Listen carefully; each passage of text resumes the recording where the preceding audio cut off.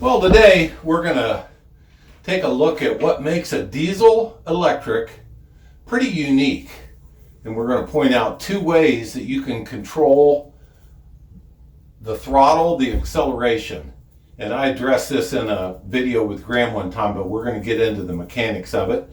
I do have on my favorite shirt today. Sometimes Mrs. East Terminal Railway will say, "Brian, why do you have on a shirt that says Steve?" Well, we got this shirt when we bought a bunch of stuff out of a plant that was going to be demolished, and that was Buckeye Steel Castings here in Columbus. They built railroad parts for years and years and years. That was a great plant. It still had a lot of life left in it, but scrap was up, castings were down, and it met the scrapper. So this is my tribute to hardworking Americans that worked there for years and years. Hot beverage today. I just saluted the Americans. Today, we're going to salute our friends from jolly old England. I'm going to be drinking hot tea. A spot of tea I'll have. First thing we have to do is get this wood off of the dash. I showed you how I covered the dash to protect it from vandals. What would you call them in England? They're hooligans. Hooligans! Keep the hooligans away from the gauges. So now I'm here to push the start button and have a little class with you guys, and I can't get to the buttons and the gauges. So now I got to work backwards, disassemble this. Of course, it's all designed and it'll be easy to put back together, etc. So I'm going to take this apart. If you don't mind watching, I'll have it apart soon. We'll fire this up and start class. I don't know where to begin. I did such a good job with this. Let's see, what was the easiest way to get this apart?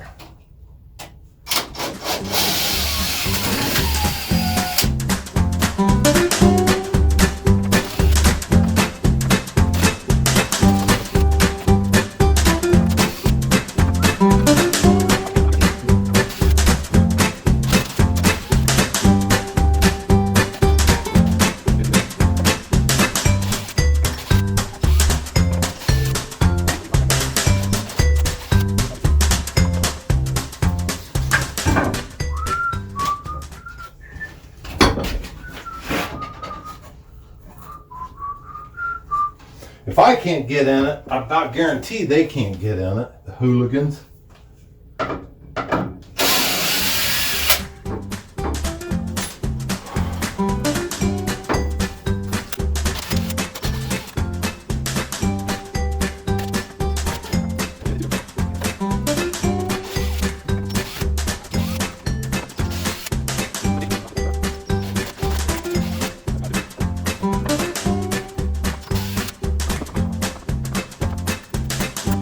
There we go. I think I did a good job on that. Hopefully it never comes into play. Okay, I'm gonna pour some tea. Get ready to start it. So here's today's topic. When Graham and I were here the other day running this, there was a lag in the throttle where the engine RPM would climb, but the locomotive wouldn't move.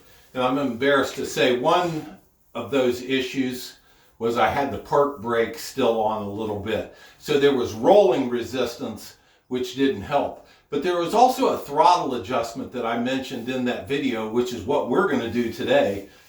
I'll do the wrenching, you hold the camera, give me some advice, and maybe I'll be able to show you something you hadn't seen before. So it all centers around the premise that the diesel electric locomotive, the throttle is right here,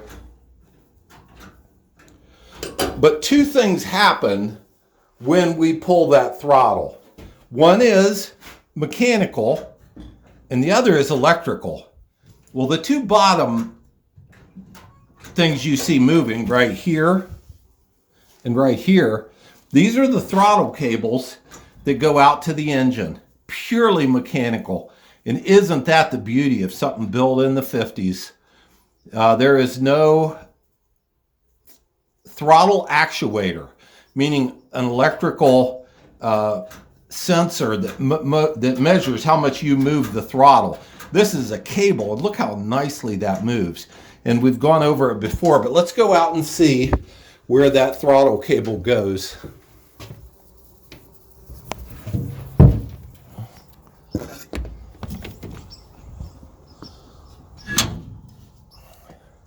Simply to right there. Now I can't be in there and move that cable and be out here to show it to you, but when you move that cable in there, this arm moves, increasing the fuel that's going to the engine. So very, very simple. Just got bit by a bee. He got up in my sleeve. I feel bad for him. I heard they die when they bite you, so I'm going to live and he's going to die. So let's go back in and I'll show you the other adjustment. Now, while we're right here, I want to point out a couple things. I got to get this cab cleaned out. It's still dirty. This is the park brake. This is how you set the brake on an industrial GE. This handle,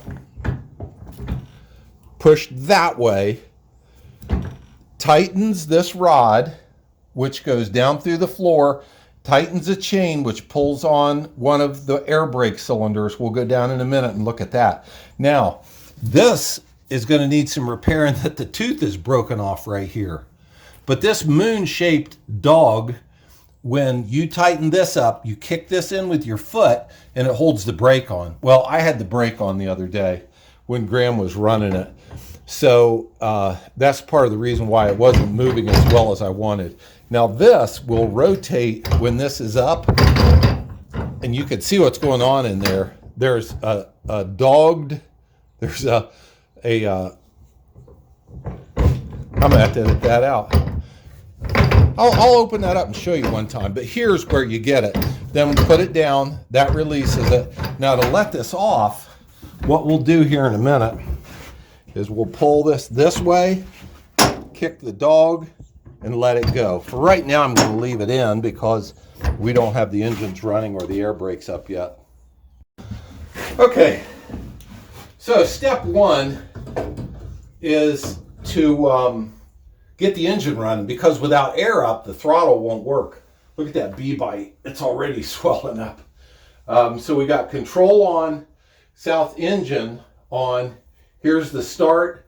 We're going to stay in it until we have oil pressure. We do have oil pressure, letting off. Now we're going to start building air pressure. And remember, we've got to get air pressure up before any of the electricals will work. And that's what we're going to adjust. We're going to adjust it so the engine RPM comes up at just the same time as the contactors come in. I'll show you how to do that. Stand by. We're going to build some air.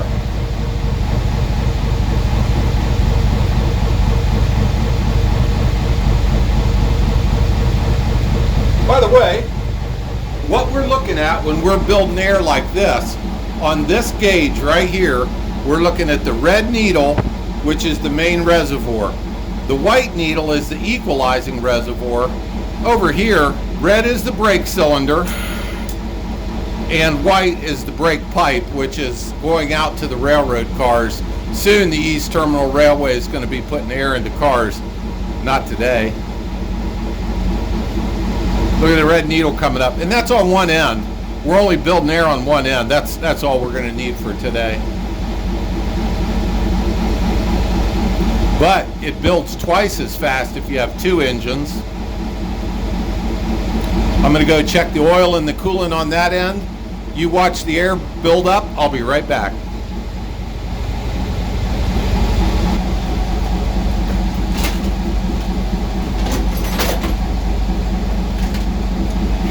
Okay, I'm back.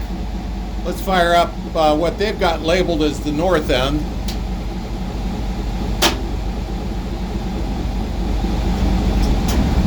Oh yeah, here comes our oil pressure. Oil pressure's up, I'm coming off the start button. Now we're going to build air much quicker, and I'm going to give it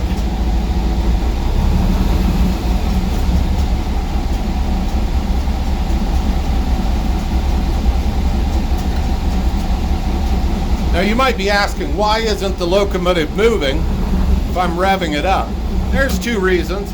I don't have the reverser in a direction, and we don't have the air up that allows the electrical contactors to come in. I pointed that out one time. I can show it to you again. Right here, this unit is set at 75 psi. Nothing moves till that gets 75 psi of air.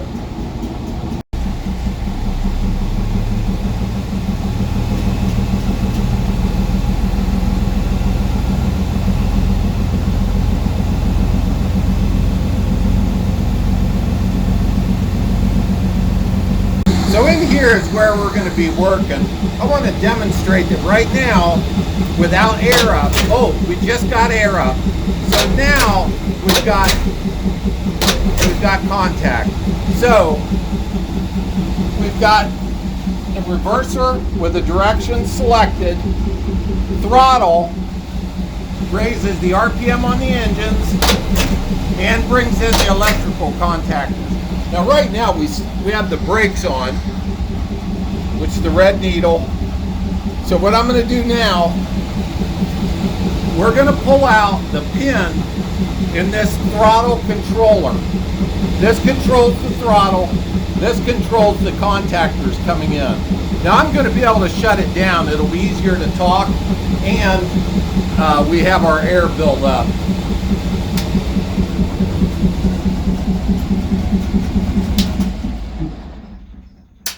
Yeah, it's a little bit loud. Okay, now let's see what happens. The engines aren't running. The throttles will still move. So I'm going to reach in here and pull the pin out of this connection. I'm going to reach in there and pull the pin out of this, and we're going to open that up. We're going to start it back up.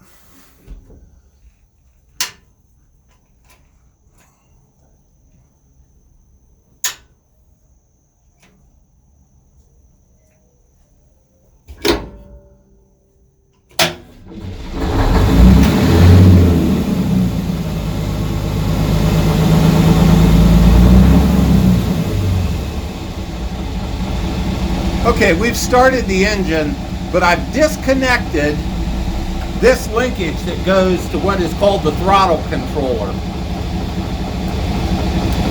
That moves this. Now we're going to select the direction.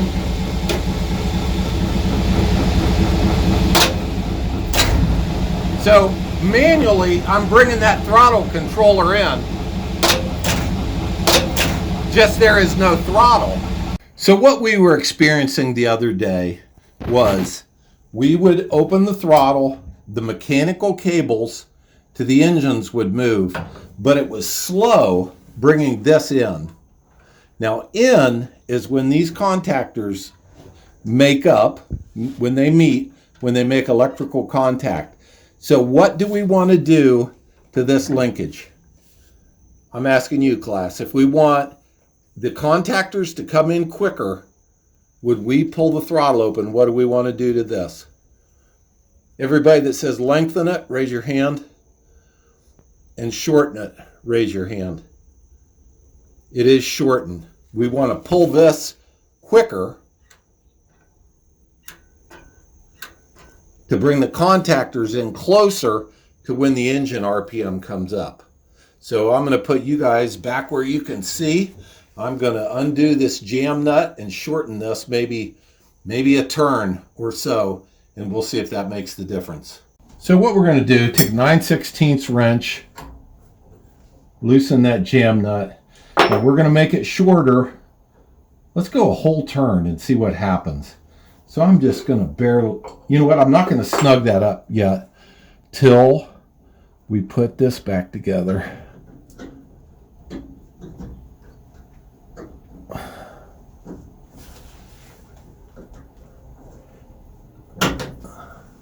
Okay, let's see what we think of that. Oh yeah. Okay, stand by. I'm gonna start it. We'll see if it comes in the way we want.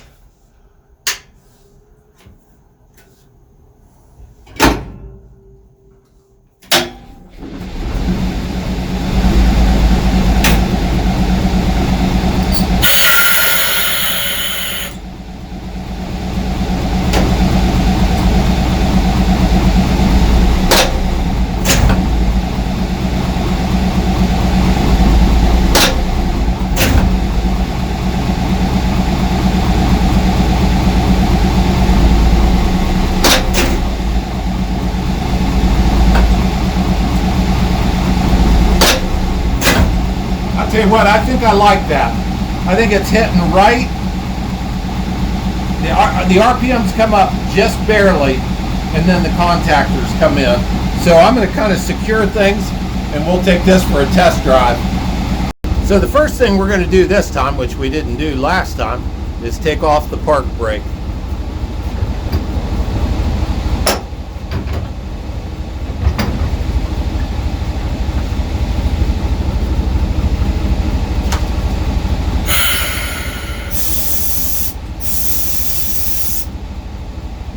See it move when I let the air off?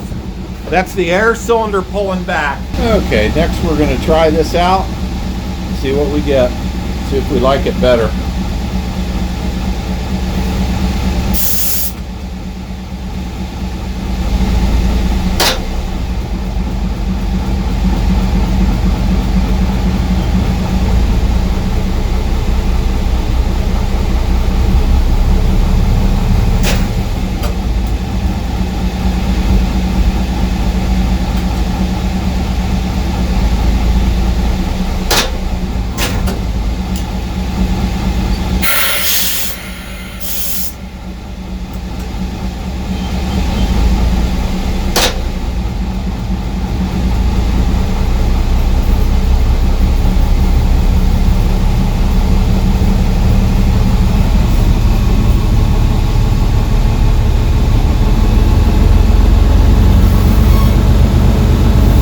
Polishing the rails.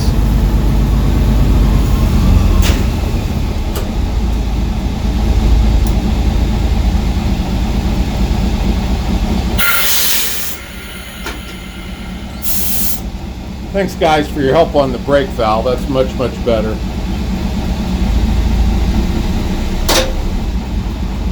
I might go another half turn so that comes in just a little bit quicker. Let's do that.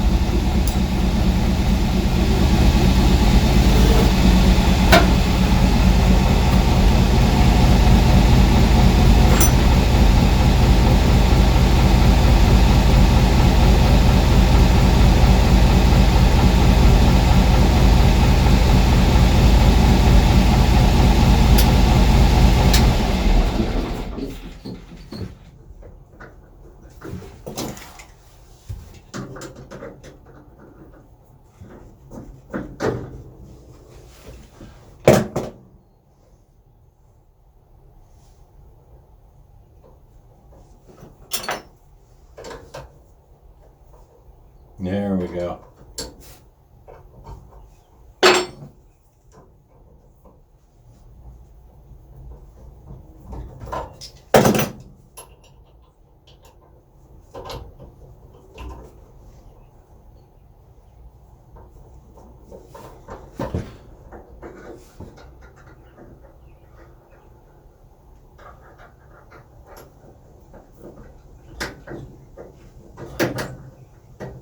Okay, I took another half clevis rotation out of it, making it shorter, bringing in the electrical contactors closer to when the engine RPM comes up. Let's try it.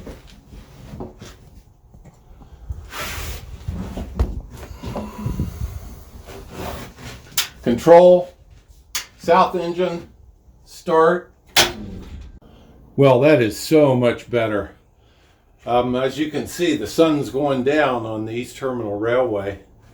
So we'll be done for today, but I just wanted you to see the throttle has two things it does. It increases the RPM and it brings in the electrical contactors.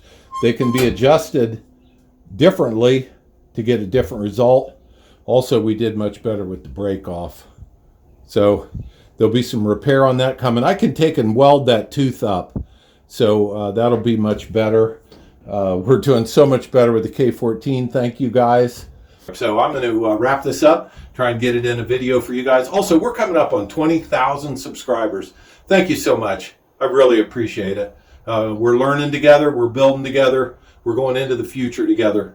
I think this is our anniversary month for starting, and we'll be at about 20,000 subscribers almost on the 1 year point. That just tells me how much you guys are enjoying what we're doing. We're trying to do our best for you, bring you the right material at the right time. Thank you, guys. So I wanted to show you how the park brake worked on this. This air cylinder has got air in it, so it's extended. But also, when you wind that park brake that I showed you, it pulls on this chain. There's where the shaft comes through. It just winds that chain around it. It's not very sophisticated. It pulls the chain and holds this linkage, which holds the brake shoe against the wheel. So as you wind down on that park brake up there, it pulls the shoe against the wheel through the chain, through the linkage. Now, it's all got to be working right, but it's not overly complicated piece of equipment by any means.